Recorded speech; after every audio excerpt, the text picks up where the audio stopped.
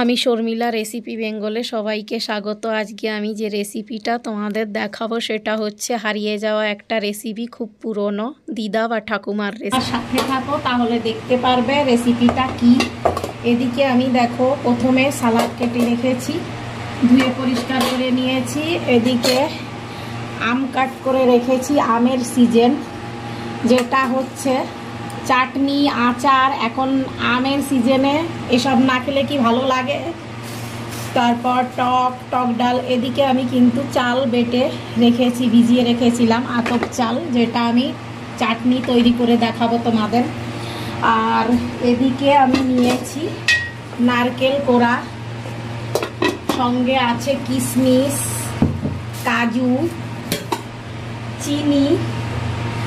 আর এদিকে আমি উচ্ছে কাট করে রেখেছি ভেজে নেওয়ার জন্য। আর যেটা হচ্ছে পটল কাট করেছি। আজ সব নিরামিষ হবে। তার ভেতর আমি যে রেসিপিটা তৈরি করে দেখাবো তোমাদের, ওটা হচ্ছে আম দিয়ে চাটনি। সাথে থাকো তাহলে দেখতে পারবে। যদি ভালো লাগে লাইক কমেন্ট শেয়ার করতেও ভুলবে না কিন্তু। পর দিয়ে নেব সামান্য একটু অয়েল।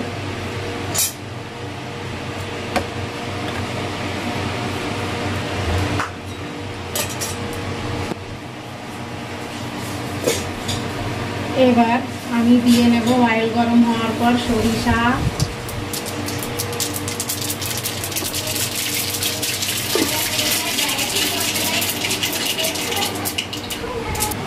কাজু, কিশমিশ, দিয়ে নেব কিছুটা নারকেল,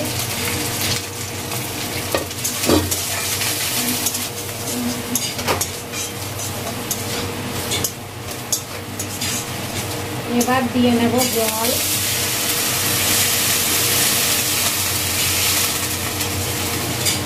জলটা একটু বেশি দেব, কেননা এর ভেতর যাবে হচ্ছে যে চালের পেস্ট তৈরি করে রেখেছি, এই জন্য।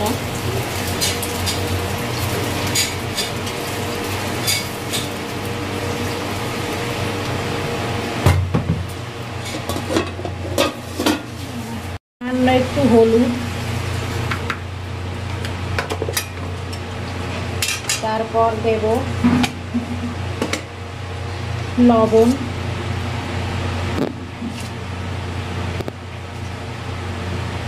এবার দিয়ে নেব আম কাট করে রাখা। তোমরা চাইলে সেদ্ধ করে দিতে পারো। আমার এই আমগুলো একটু পাকা পাকা ভাব হয়ে গেছে, মিষ্টি মিষ্টি ভাব, এই জন্য ঢাকা দিয়ে কিছু সময় হতে দেব।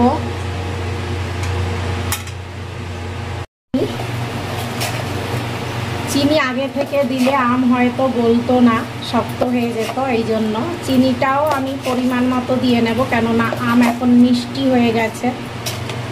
একবার দেখে নেব। তারপর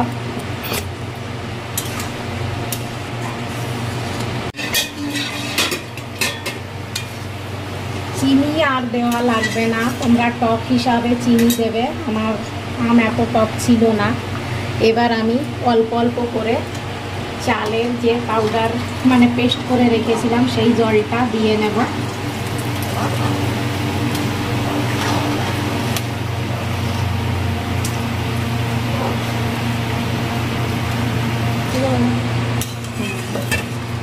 এবার আমি কিছু সময় হতে দেব গাঢ়। গ্রেভিটা গাঢ় হলে তারপর নামিয়ে নেব।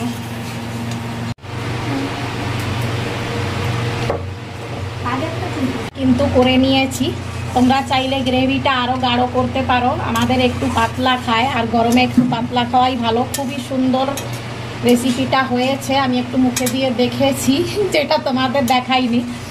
কিন্তু আরও কথা বলবো, সামান্য একটু আরও 1-2 মিনিট হতে দেবো। তার ভেতর কিছু কথা বলবো। কিছু মানুষ আছে যারা কমেন্টটা করতে গিয়ে ভেবে কমেন্ট করে না, মানে অনেক রকম মজা হিসেবে কমেন্ট করে। তাদেরই আবার কেউ কিছু বলতে গেলে তারা এমন জ্ঞানের কথা বলে, তাদের তখন সামান্য বললেই কিন্তু গায়ে লেগে যায়। এমন মানে সবাই না, সবাই কিন্তু গায়ে নিও না। কিছু মানুষ আছে তারা নিজের সময় কিন্তু তাদের কথাগুলো খুব তাড়াতাড়ি গায়ে লেগে যায়, আবার অন্যের সময় সেইভাবেই ভুলটা করে।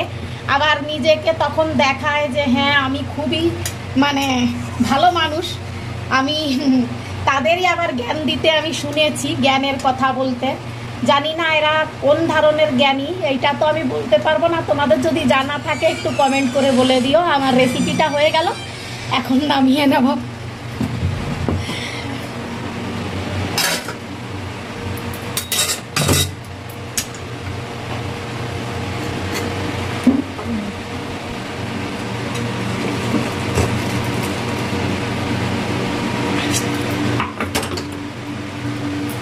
দেখো বন্ধুরা, রেসিপিটা আমি তৈরি করে নিয়েছি। জানি না তার কতটা ভালো লাগবে, একবার না খেলে তো সে বুঝবে না, কিন্তু আমার কাছে রেসিপিটা খুবই ভালো রেসিপি।